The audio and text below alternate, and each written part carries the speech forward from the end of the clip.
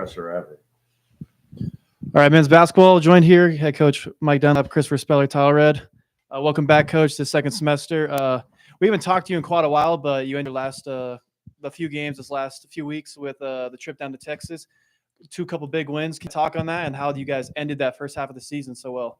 Well, our pregame for the first game in Texas, it taught us that we should have chips and guacamole, and that got us going in San Antonio. Actually, our guys each outing kind of learned things, and we had no idea going on the road and playing Lone Star teams what we would get or won. And what we got was an enhanced performance both defensively and offensively. We've been trying to run more, and I think our guys are more relaxed in a higher pace game. And I think, that led to some things that were really good. And then defensively, we've been pressing more and playing more up the floor, and that has paid off for us as well. Mm-hmm. And you guys, so before those two games, you're on a 4-game losing streak, turn around, have a 2-game winning streak. Kind of what do you think you saw this first half of the season, that November, December kind of month? What do you think through those 12 games that really seen the team develop from the beginning to that point? Well, if I want to perseverate and talk about the 4-game losses, I hadn't remembered that until you reminded me. So thanks. No, actually, I think the compilation is that being patient and understanding that when you put a brand new team together, and that we want it to be faster, in terms of layering in our system, but it doesn't work that way. And so I think the guys have done a great job of saying, here's what I've learned, as opposed to here's where we went wrong. And we've kind of taken this attitude of just keep learning the way that we play. We want to play. Who are your better shooters? Who are your better drivers? All those kind of things that are nuanced in coaching. And they've been fantastic from the very beginning about saying, hey, teach us, coaches. Mm-hmm. Chris, coming off a Week 8 Defensive Player of the Week, your first in your career winning Player of the Week, and having a good showing with the double-double, your first career double-double as well down there in Texas. What have you kind of proven and kind of built up for this team over the time from the beginning to at this point now your defense has kind of really bolstered this team? I mean, yeah, Coach Dunlap, he's always been on me about my defensive rebounding. And before I didn't really notice it, but now I'm starting to know that I can go out there, defend. I can go out there and make a second effort to get a loose ball, a 50-50 ball, or cross the glass, and do whatever it takes to get those second chances for either offense or defense, and just going out there and giving it my all. And Ty, with you, you become a stable in this lineup every day. You've scored double digits every game except for one. How have you felt that presence of being the leader to kind of score for the team every game, but also lead the well-balanced attack that you guys have done? I mean, the last game you had 5 guys scoring double digits. The game before you had 4. How are you trying to lead that group? Just trying to be consistent throughout practices or our games, even being consistent and leading the players with everything that we do. I think that all the other players are all doing like a really good job individually, whether that's offensively or defensively. But I think just being consistent and leading is the biggest part. I'd say, coaches got you guys a little more up tempo on offense, which kind of feeds off of last year. What you guys kind of got to, was it a little easier to flow into that as this team has kind of learned how to play with each other and kind of melding the two programs together, maybe? Yeah, I think what Coach said earlier, he said that the team's doing a really good job of taking different aspects of the game and applying it, whether it's slowing down and passing or running. I think that anything that Coach has brought us, we've all really had an open mind to it and being willing to try those new things. And I think that we're doing a good job in everything that Coach is wanting us to do. Say, Christopher, the pressure now that Coach wants you to run. I mean, you guys were, I don't think, around when you were winning championships at Metro with the defense that nobody wanted to play against. But is it a fun challenge to get out and pressure on defense a little bit more?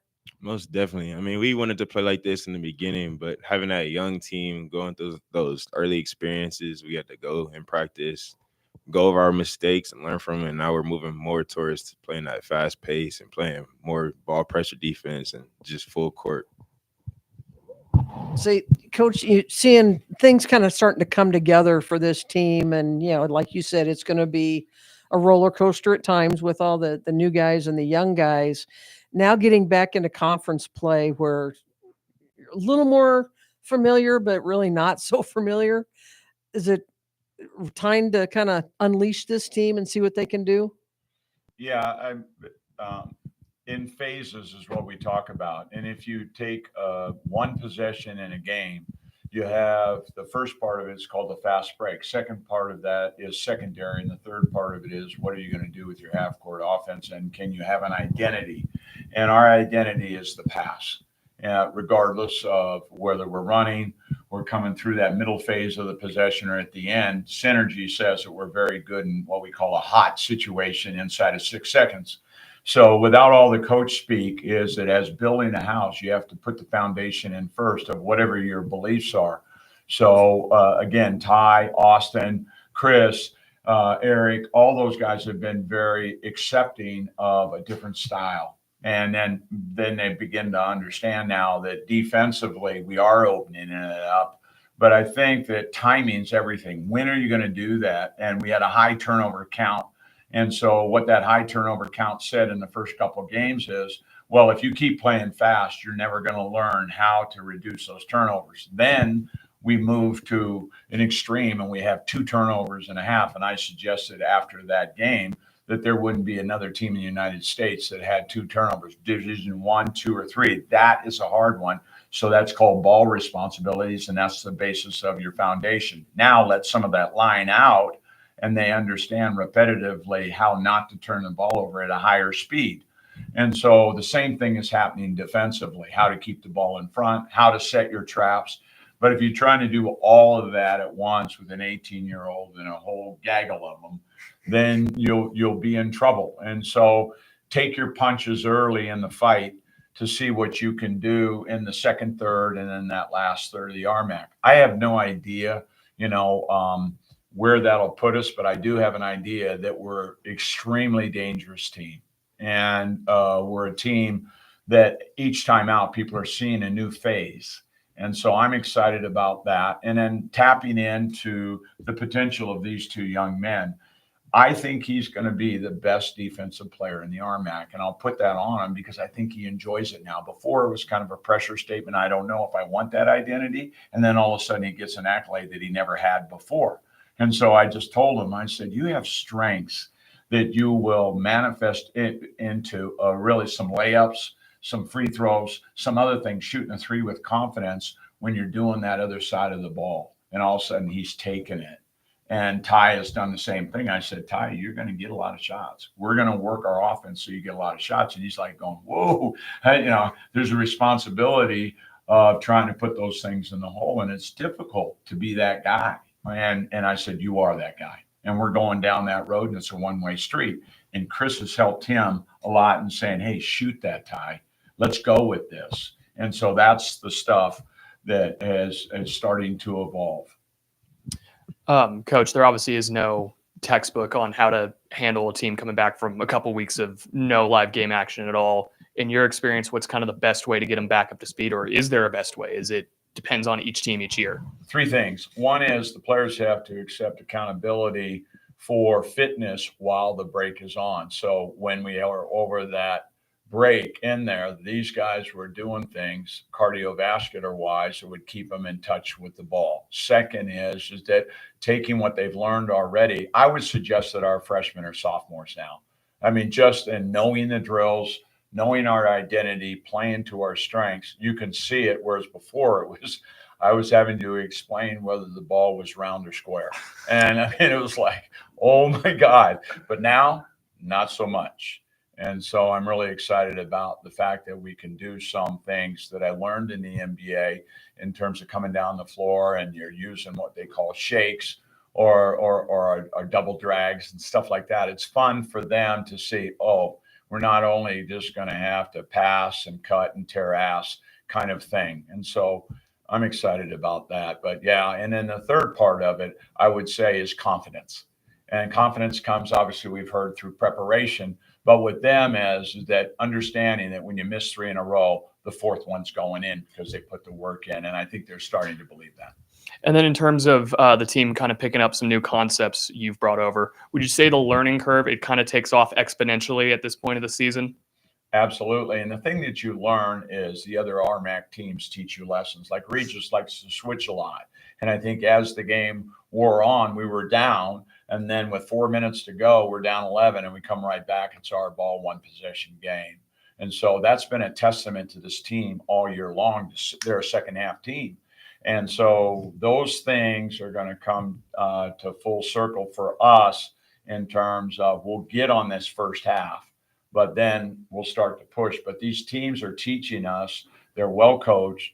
The bottom half of the RMAC is much tougher. Sorry if anybody takes umbrage to that, than when I coached in the 2000 era. You know, that's where the difference is. And you better be ready, because bottom to top, top to bottom is that it's just that much. And you have to, you know, kind of take those lessons and learn those styles from each team that will teach you. And then you go on forward. Like I said, is that attitude of learning, not an attitude of disaster. Moving forward, you play New Mexico Highlands and Adams State University this week. Those are some high-scoring offenses when you look at the numbers. How are you guys going to look to combat that coming off of the break, where they might be a little rusty, but they want to be scoring nonstop? So how is that going to work? Well, I don't know. I thought maybe you had an answer, so I'll take yours first. No, we have to have shot balance and coach parlayance. We have to be able to detrans, not let them have the first 6 to 8 seconds and make it theirs, because they love to shoot the ball early. Second is when they do, they're usually bombs, and we're going to have to rebound those long rebounds, long shot, long rebound. And so we've been working on that. And offensively is just always, they're going to press us. I would press us because of our youth. And so we have to handle the press. And once we come out of that press, attack downhill. Don't wait. Don't reward the press. Let's play downhill 94 feet. All right, perfect. Last question of the day. Our question is, what was your guys' favorite activity over Christmas break? Our question of the week. Christmas Day, my family rented an Airbnb, and we had everybody that was here, all the Aussies and stuff that were here. We had a Christmas dinner at my family's Airbnb out here, so it was a really good time. I would say just hanging out with my family in general. Got to go home, see the dogs, see my niece. So it was pretty fun. two labradoodles. I hear to what Ty said, as I threw my face in some ham that was unbelievable, and then moved over to the potatoes and the gravy. And then by the time I was done, it looked like I threw a grenade into everything, because I was wearing it all and was happy. And so my idea of the ugly sweater was I had a nice cashmere on, and then pretty much it looked like the ugly sweater for Christmas.